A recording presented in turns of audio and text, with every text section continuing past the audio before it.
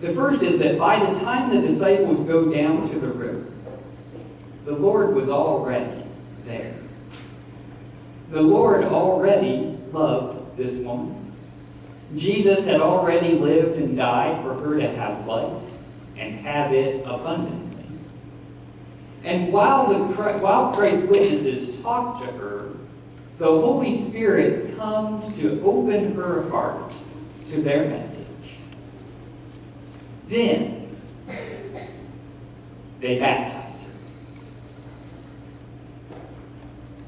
The ritual act of baptism comes after the Lord claims her as his own. The Lord was at work in her life long before she was baptized. And the Lord will continue to be at work in her life long after she was baptized. And the Lord is there during her baptism, at work in her heart. So Lydia's baptism is only one part of the long story of her relationship with the Lord. The story of Lydia's baptism can go a long way to helping us wrap our minds around the United Methodist practice of the sacrament of baptism. In my experience, even though baptism is a word a lot of people know, a whole lot of people have a whole lot of questions about what baptism really means. If that is true, say, you know that's right. You know that's right. To fully claim our baptism, we have to explore it as a ritual of praise that is more than just sprinkling some water over someone's head. And one of the things a lot of people wonder about baptism is it only for believers, only for adults, or can infants be baptized as well? Now, when I was a kid, my father was a United Methodist pastor, and he baptized me as well as both of my older brothers.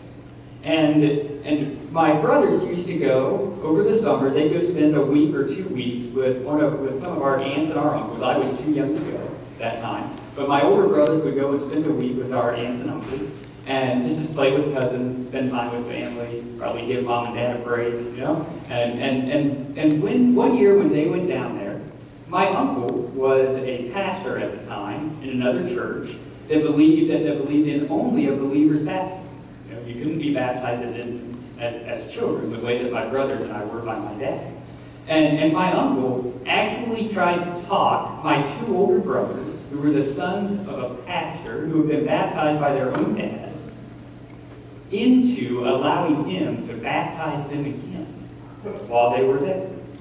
That did not go over well with my dad.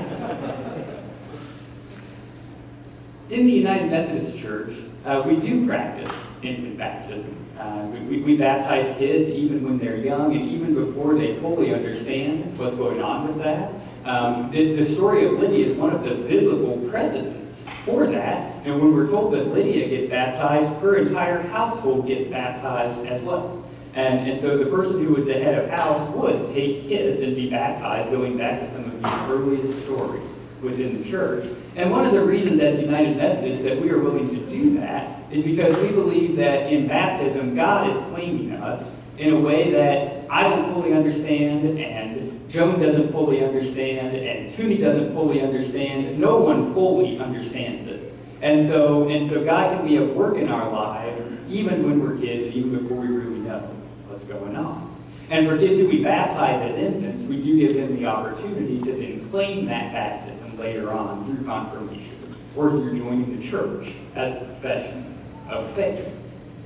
Another thing that comes up is the question of how you baptize. You know, do you baptize by putting water on the head one time, by putting water on the head 3 times? Do you baptize by putting just a little water, or do you fully immerse people in the midst of a baptism?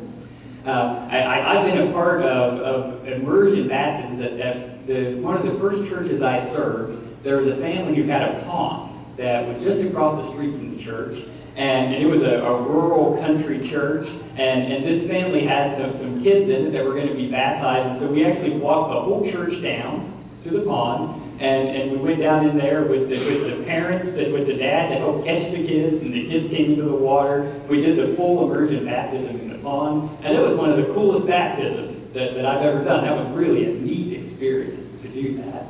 But in the United Methodist Church, we baptize it, we fully immerse people, or we also do it with less water. We don't believe that the amount of water, that the river that we use, it doesn't have to be the Jordan River, it doesn't have to be the river where Lydia was baptized, it doesn't have to be any specific set of water, there's nothing magical about that. It doesn't have to be any specific amount of water, there's nothing magical about that. What's important in baptism is the presence of God, the Spirit of God. And so we do baptisms in a variety of different ways as far as the water goes. And in the church, we understand baptism to be a sign and a means of grace. It is a symbol of grace to be baptized. We come forward, we go through the ritual. We also believe baptism is one way that God is at work in our lives. It's one part of the larger story. And so when we baptize, we believe that it's a way for God to be fully present in the room with us while we do it. I had one pastor friend, we were talking about baptism one day, clergy talking about all kinds of things. We do this, and one of my pastor friends said, there was one person that I met that became a great, faithful Christian and leader in the church as an adult, and I had baptized that person as a child, and when I knew them as a child, that was the one baptism that I believed probably didn't take when I was baptizing as a kid. And so, but it turned out that worked out okay. And so when we do the baptism, we believe that it's what God does in the midst of that. It's not always things that we fully understand or perceive. Another question that comes up is do we do baptisms publicly or do we do them privately?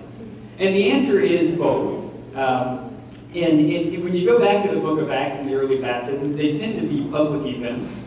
And the reason for that is it's a part of joining the whole community of faith when people get baptized. You notice one of the things Lydia does as soon as she gets baptized is she invites the disciples to come to her home. She's joining the fellowship. She's joining the family. She's joining the community of faith. We do baptize in private under certain circumstances. There was once where I was visiting a man who was getting ready to pass away. He had never been baptized. He was homebound. So we took water from his kitchen sink and we did a baptism, right then and there. But whenever possible, we do baptisms publicly in front of the church so that the parents and the family and the friends and the church community can all take part in welcoming them in to the community of faith.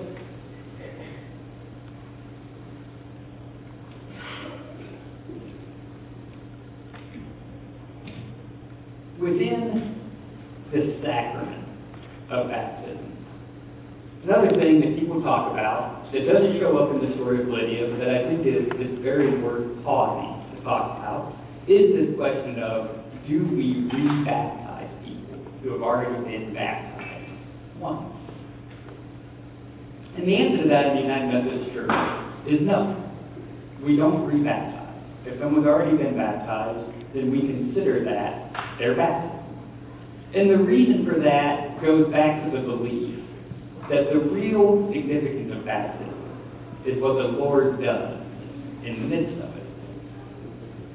For me, when you get ordained as a pastor in the United Methodist Church, as a clergy, each person gets to make a banner that they carry with them when they get ordained. And when I did my banner, I decided to do it as a mosaic, where I invited friends and family and parishioners and people who have been Sunday school teachers and mentors to me along my walk of faith to give me something that I could sew into that banner as a mosaic in the shape on the banner.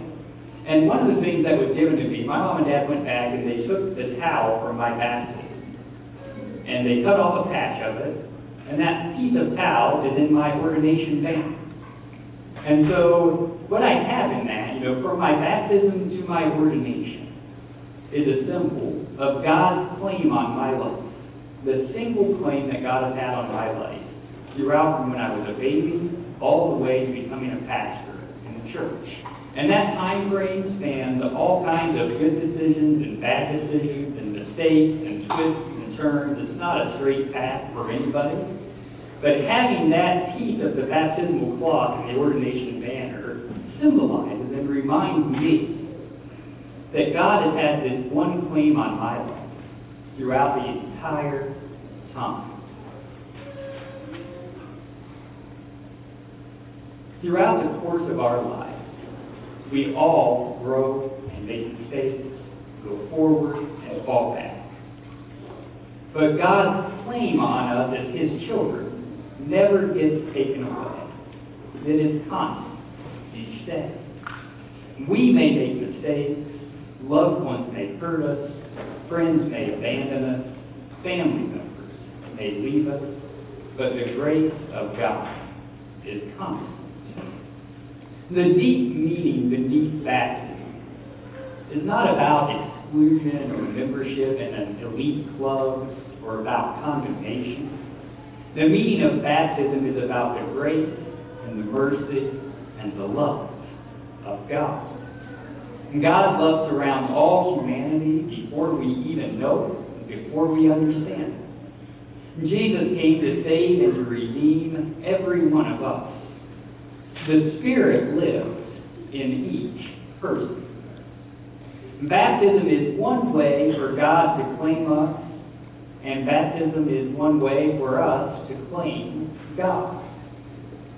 May we claim our identity as God's beloved children. May the lives we live witness to God's incredible presence. May we be attentive to the Spirit in the midst of the changes of our days. May we serve the least and the lost with perseverance and strength.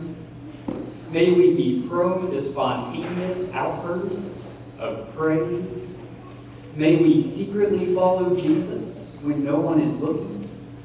And may the smiles on our faces and the joy in our hearts proclaim with boldness how blessed we are.